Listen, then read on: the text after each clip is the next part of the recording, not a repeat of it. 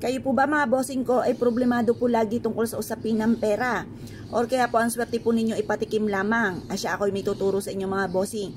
Para ang pera ay tuloy-tuloy at hindi patikim lamang ang swerte. Para magtagal ang kaperahan po natin or kaswertehan mga bossing. Magtatawag po tayo ng swerte at para tuloy-tuloy.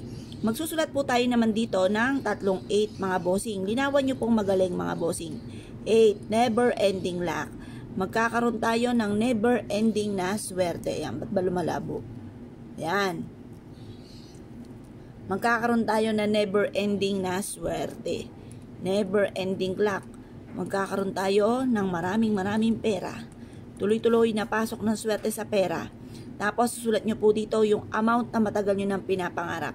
Halimbawa mga bossing ko ay 5 million. Magkakaroon ako ng 5 million. Bukod sa aking sipag at tiyaga, double time sa pagkayod, makakaipon ako ng 5 million. Magkakaroon ako ng 5 million. Walang masamang mangarap mga bossing, lalo-lalo na kung masipag kang tao, walang imposible. At ikaw ay naniniwala na makakamit ang mga pangarap sa buhay. Yan po, magkakaroon tayo ng 5 million mga bossing. Pagkatapos mga bossing ko, pwede nyo siyang ilagay sa malinis na tubig, pwedeng budbudan ng kaunting asin, or pwedeng simpleng ganito lamang na iipit nyo po sa inyo pong pitaka. Ang dulot po nito ay swerte mga bossing. Pwede rin naman na ilagay nyo ito sa isang pouch, tapos lagyan ng konting asin at isabit sa inyo pong main door or sa inyo pong bintana.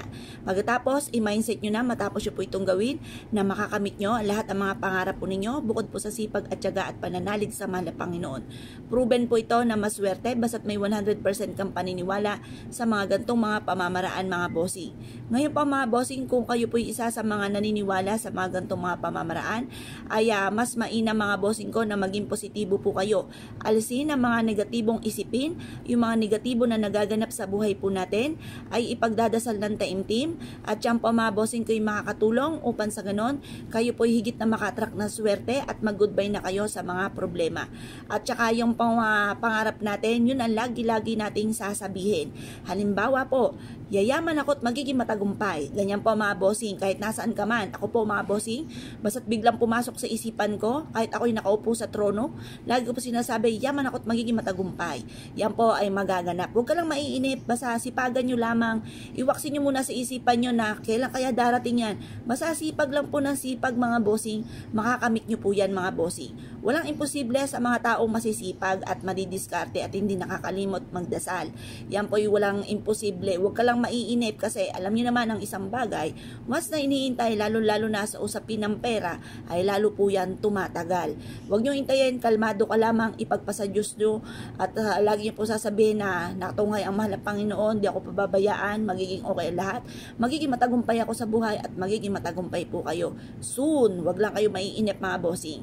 Yan ang pera mga bossing ko, halimbawa ikaw ay mananaya, gusto mo magkaroon ng pera, yan ay parang tukso, lalong nananadya po yan kapag gusto po ninyo.